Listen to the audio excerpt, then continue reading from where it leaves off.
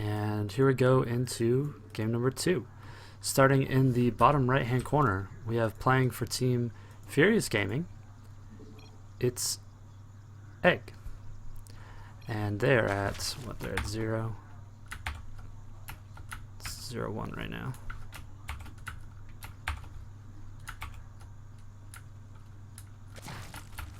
There we go. Alright, and spawning in the top right hand position. Playing for Team Chronic Facture. He just won game number 1. So he's on a little bit of a streak right now.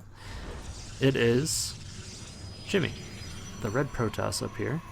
We'll have to see. A lot of players in these positions as Protoss will be going for some type of air play here on Whirlwind. There's just a lot of space along the back of the bases. You can harass the third and harass the main very easily, while the ground army for the Zerg has to run around, and it's always a really interesting situation when it comes to that.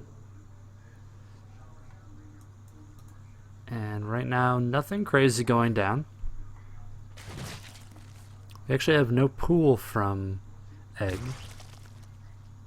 So he's probably going to go drop his expansion. He's microing his workers a little bit, setting them on the closer mineral patches. It's always good,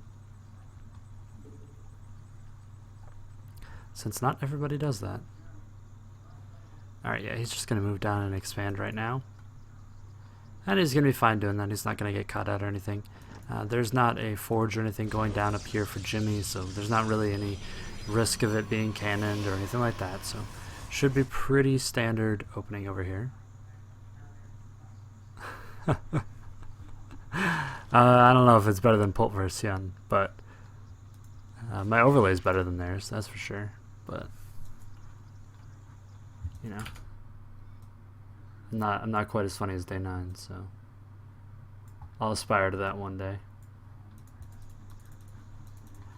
And we have the pool down. We don't have any gas being taken, which kind of leads me to think he wants to take a third, but we'll have to see when gas is picked up. That'll give us a good idea of what is actually going on here. There's not like a full wall in or anything here by Jimmy. You can run around here in the back. There's plenty of openings near the mineral lines and to get through right here. So that's always kind of a dangerous position. Had gas been taken, Lings could be a really serious issue here. But it's probably going to be walled mostly up by the time that Link speed finishes, so there's probably not going to be a significant threat of run-bys at that point in the game. And Jimmy's getting his scouting on, seeing what's going on, seeing that there's still no gas taken. So he may want to move over and start trying to block the third, because minerals are just piling up really fast right now. We have both of those queens are underway and overlord's underway, and there's still enough for an expansion. So when he decides to take it, this might be the one that's going for it. Nope, he's coming to the mineral line too. I'm not really sure why he hasn't picked up gas. It's very odd. Okay, there we go. Gas is being picked up now. That makes a lot more sense. There's a zealot on the way across the field, and it looks like a nexus might be taken behind this out of Jimmy. He just wants to poke around, maybe force some lings out. He's going to run into 2 lings right here, and he gets the first attack, which is very good for him. Lings are going to need to back up there, but Jimmy can't really engage a queen and 2 lings on creep, so he's just going to back up. He did force a pair of lings and a spine crawler, so it's not the worst. He didn't really lose anything there, so it's a pretty decent situation for him overall. I am not sure who Jimmy played for the first game this evening. I know the chat is 1 minute behind, but people were asking, so I do not know. I was not here yet, so I will inquire after the game, and I'll probably try and get the replay and cast remit. I don't know if I'll be able to do that tonight, but I will see what I can do.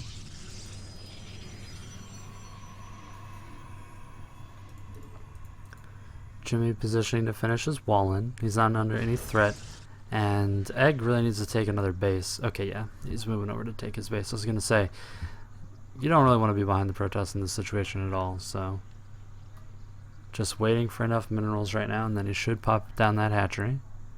Yep, there he goes. It is going to get scouted, though. Jimmy's been very active with his probe. He's going to drop a pylon right next to this, and then he's going to walk by and say, oh, okay, I guess he started his expansion. Did warp gate? Yeah, okay, warp gate is done, so he can warp in over there. Start putting some pressure on that third. If the Mothership Core moves out, we'll definitely see that aggression. As it is, it may... Oh, there's the DTs. He's not going to deny this. He can always come back for it. Right now he's just going to try and get some damage done. But it was scouted up here in the north. That's what this Overlord was doing. And that's why there are spore crawlers in the mineral lines. So it doesn't look like he's going to be able to get into the main. This Dark Templar play was detected, so nothing really being accomplished by it. He can move back and take out that third though. But Dark Templar is being donated there. Good read and defense. A few Zealots being warped in as this hatchery looks like it may fall. Okay, it gets cancelled. And they slice up that drum before it can do anything else. And now those Lings are just going to head across the field and try and counterattack. And this actually isn't a full wall in. So if he's not careful / really, really fast with force fields, these Lings could get in and do a little bit of damage. Oh my goodness, is he going to go for it? Good force field there out of Jimmy, stopping that from happening. There's a lot of roaches on the way though, and +1 is about a third of the way done. So it looks like he's going to try and hit with a decent sized timing. He's going to have decent creep spread by the time that finishes, so long as he keeps actually spreading it. And we have Overseers morphing to help take care of the Dark Templar, blocking the third. And there's a probe over there blocking the other one. Pylon's going to get taken out. Dark Templar getting a few more kills before he does get picked off there.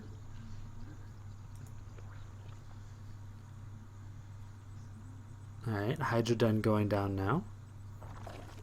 But the Robo's already most of the way done, so if he drops a Robo Bay, should be perfectly fine versus Hydra Roach play. We'll have to see. Is he going to start an Immortal? Okay, yeah. He's preparing a decent sized defense. He saw the 3 Roaches. There's not really any reason why Roaches would be out on the field at this point, unless it was some type of aggressive attack. Because they're just... As far as actually army goes, you know, there wasn't really anything to indicate a decent amount of aggression out of the Protoss player. So building 3 Roaches wasn't anything that would be normal in that situation. So that's why he went ahead and started to prepare with Immortals. He's getting +1/+1, Blink. Lots of research going down on each side of the field right now. Groove Spines, which is the range for the Hydras, so he's going to heavily commit. He's not going for Hydra speed. He's going to let them shoot over the top of those Roaches a little bit better, and maybe try and crush this army. Lings and Roaches moving over here to the third, stomping out that probe that was being an annoyance all game.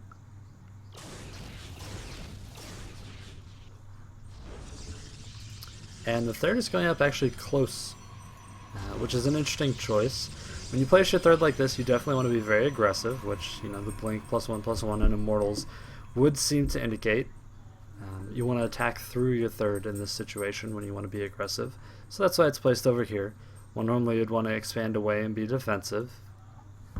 I think that's an interesting read. I definitely feel like moving towards your opponent when there's mutas on the field is a better idea, especially because of how these bases play out. It's so easy to bounce between the 3 up here. It's a little bit actually harder to move the mutas between these 3 bases comparatively. So I feel like this is a stronger position if you're versus muta. Versus Roach Hydra though, it's really easy to reinforce when you are expanding towards somebody. So that may be a little bit of an issue. Some force fields going down. Quite a few force fields going down actually. Quite a few Lings being trapped though, so pretty worth it I would say as far as force fields.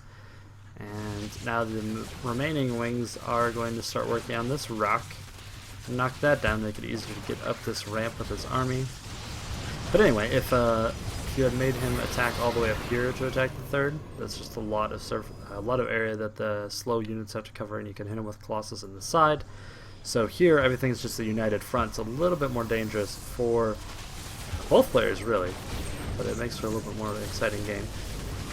A few left behind sentries were getting picked off. We saw 1 go down, but a ton of force fields going down, trapping 4 Roaches and 2 Queens who have very, very high energy.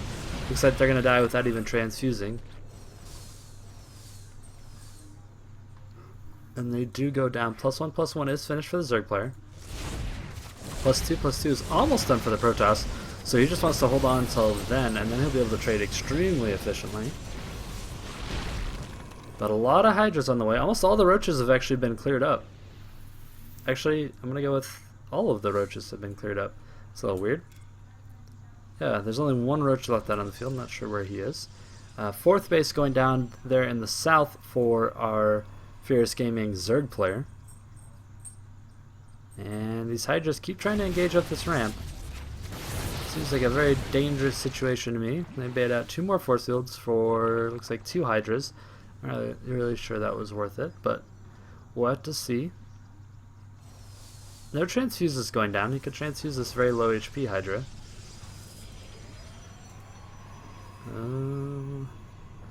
Creeping straight up into that third. It's going to start moving up the ramp here in a second. It's going to be all the way to the top. It's going to be a really, really good situation for our Zerg player. Meantime, Jimmy does have High Templar now. Storm is almost done, so he's finally got some AoE on the field. And Storm just demolishes Hydras. So you have to be very, very careful about that. You do not want to have your Hydras off of creep and getting stormed to death.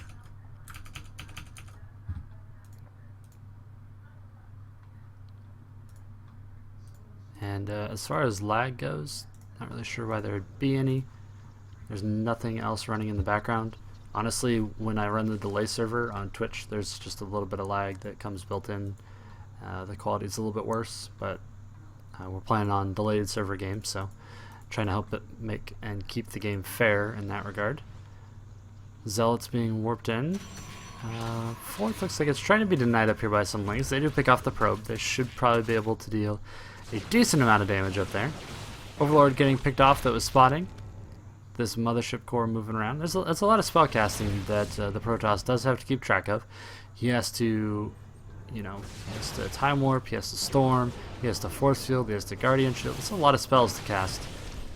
It's nothing to shake a stick at as far as micro is to be concerned.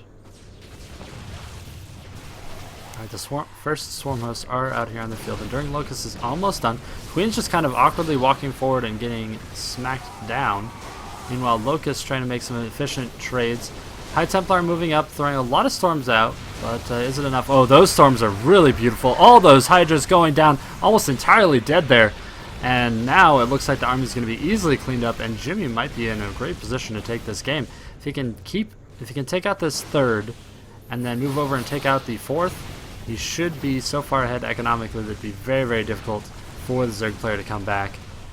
That 2-2 engaging just before really the 2-2 finished of his opponent. Archon getting beat on in the background. It's going to get up to quite a few kills though before it goes down. 14 kills to be precise.